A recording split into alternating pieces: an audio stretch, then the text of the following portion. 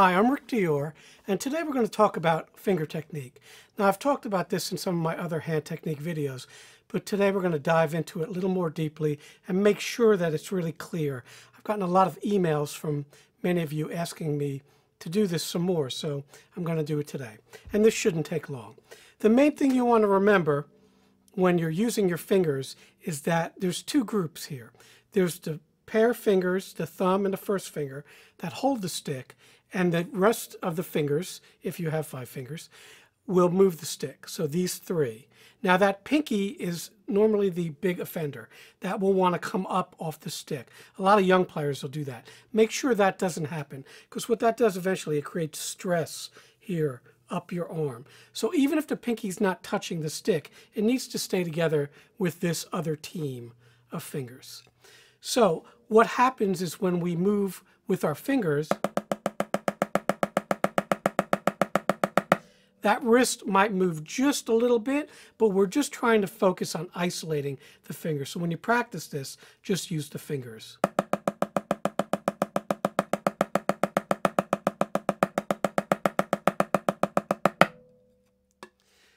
One thing to really remember that's extremely important is that a lot of players will corkscrew the stick. In other words, that stick will start moving up like that.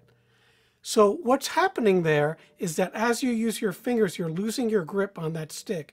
And naturally, like anything that turns, it's going to start moving.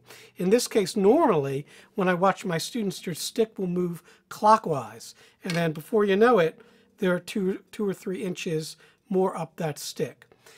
Now, to solve that, you can do a few things. One thing is you can put your finger on top of the stick, the thumb, kind of like a timpani French grip. So as you play faster,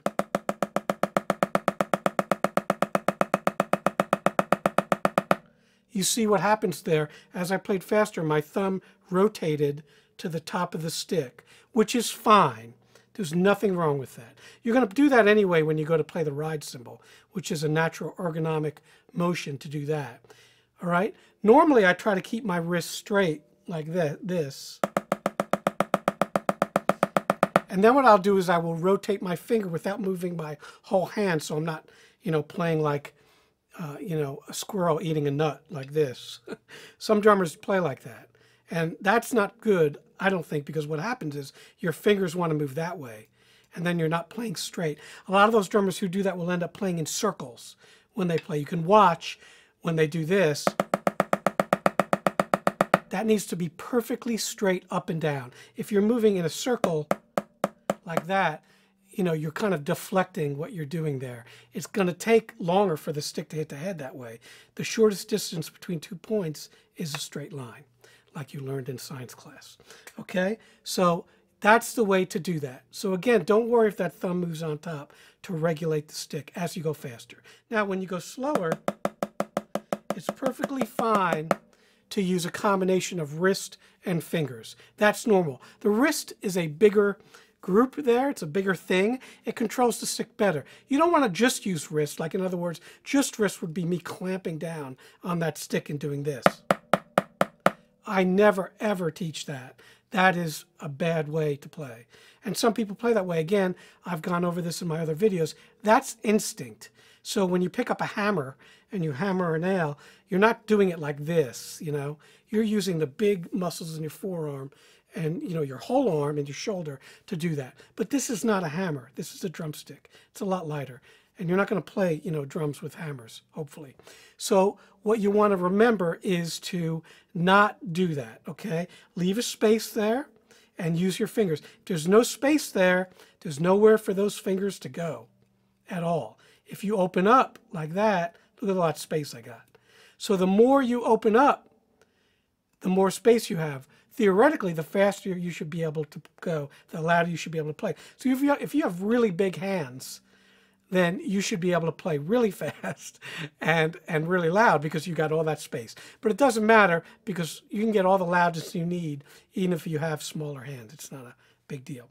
So those are things to remember. So don't do a wrist stroke like that. You want to more do it like this. And I call that a legato stroke, where everything is bouncing. Now, while we're on this subject, before we get to the left hand, let's talk a little about strokes. When I teach, I don't teach a lot of strokes. I teach two kinds of strokes. I teach a legato stroke and a staccato stroke. Now, if you know about music, you know the difference. Staccato is short, legato is long. Another name for that would be tenuto. A dash over a note, a dot over a note would be staccato. So when you do a staccato stroke, it's a faster stroke like this. Again, I'm not using my wrist like this. That's that old style full stroke, which I don't like, okay? I don't teach it. What I do is teach is a bounce stroke like this. And I'm clasping with my fingers. That's called a clinch. It's another kind of finger technique. And that's a staccato stroke. A legato stroke would be this. No fingers, that's all bounce. So, when I was a kid, I loved this book. This is the Wilcoxon book called Wrist and Finger Stroke Control. I have no idea if it's still in print. It was written in the early 50s. It's pretty old. It's just a great book, though, and I studied that like crazy. This is before I studied with Joe Morello or pretty much anybody else. I probably was about 10 years old, and somebody gave me a copy of this book, and I was fascinated by it because in the book he would write, wrist, finger, wrist, wrist, finger, bounce. So WBF. I'm like, what is that? Because back then when I was a little kid, I was doing, I hadn't really studied too much, and I was just kind of doing that wrist stroke. Instinct, right? Like a tool user. So finally, years went by, and I started studying with some great teachers, and they said, wow, looks like you got a little bit of talent, but let's fix that. And as soon as they did, the whole world opened up for me, and I was able to start learning actually how to play. So back to the strokes, that's the way I think about my strokes. Two main groups, staccato and legato. Within that, we have the techniques to create those sounds. All right, so we have the finger technique. Now, the finger technique is more of a staccato stroke because you're actually bringing out each one with your fingers. Whereas a bounce stroke, when you hit the drum set, just bouncing off the drums, that's legato. It's going to be a longer stroke. The same thing goes for a timpani stroke. When you play timpani, you bounce off that instrument. The first thing that I teach my students how to play is that legato timpani stroke, because a lot of them just want to play it like a drum, play right into it. But you have to bounce off that head to create tone. So that's important. What we're going to do mostly today is more of a staccato finger technique. But staccato without doing this. Using your fingers with the traditional grip is a little bit more difficult. If you play match grip, which is fine, just copy that right hand and do your fingers just like that, like I did with my right hand, okay? For the traditional grip, and again, I've gone over this in a few of my other videos, you want to start by turning the hand over. And here I would use a heavier stick to start with. Maybe an 80-gram stick like this. And what I do is I just start using those fingers to bounce the stick, these two right here. And this is my little cradle that it's in. And this is tricky. It's when you first start out, it's going to be very frustrating. You're going to bend your wrist down like that. It's the first thing you need to practice. Make sure your pad or drum isn't too low, because if it is, you're going to be like that and probably hurt yourself. It needs to be high enough. Mine is pretty much exactly belly button high here, and I'm sitting. So that's the way I do that. I like a heavier stick because it's got a little bit more balance to learn with. And also, I've done videos on this, my warm-up video. I warm up with these sticks. But never fast, because if you warm up and use heavy sticks going fast, you're liable to create strain on your forearms, your wrists, and fingers. So don't do that. So then what I'll do is, once I'm a little warmed up there, I'll move to a lighter stick, like maybe a 65 to 70-gram stick. And that's what I'll practice with.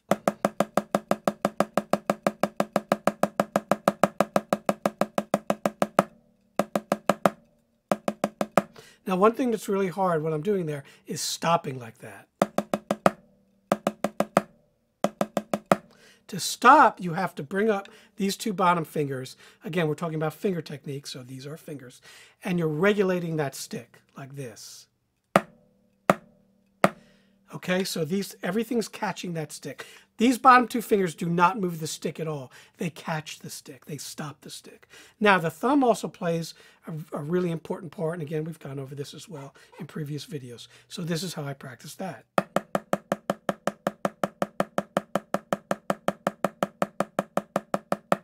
Now, when all these things work together,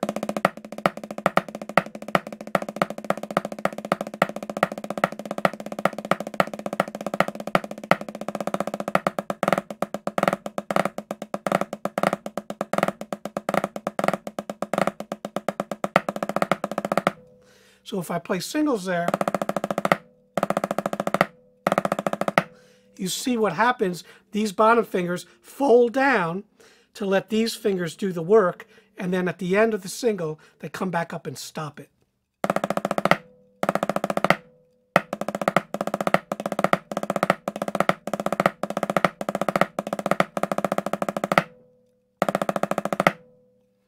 All right, and singles are probably the hardest thing to do if you don't have finger control, because then you just end up doing this, you know, and getting exhausted and using your arms. So you don't want to do that, all right? You want to use your fingers.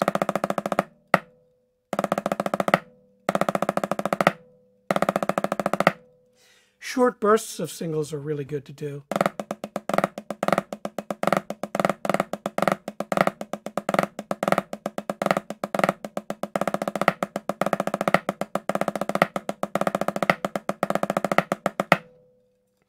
That's a good way to practice.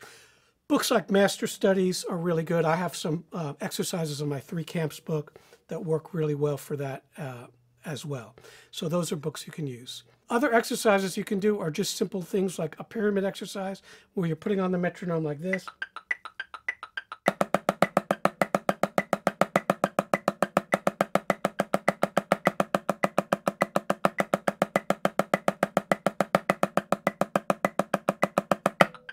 Now that's 104. A lot of times I'll boost it up. You know, I'm getting a little older here, so I'm starting to slow down, but I'd say, you know, 108 is a good, healthy tempo.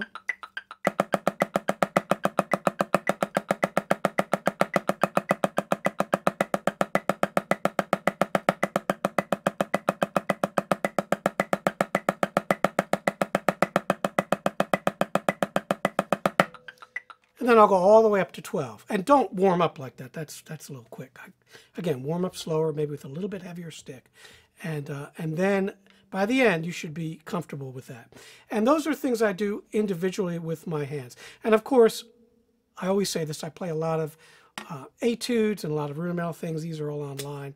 You can see me play just hundreds of them on the channel. And that's what I do. I also have exercises that I've gone over with you in my other videos, my warm-up videos, my hand technique videos, which you should do. But I just wanted to talk a little about the strokes, how I think about them, and especially the fingers today. So I hope that helps, and you know, we'll just see you next time. Thanks.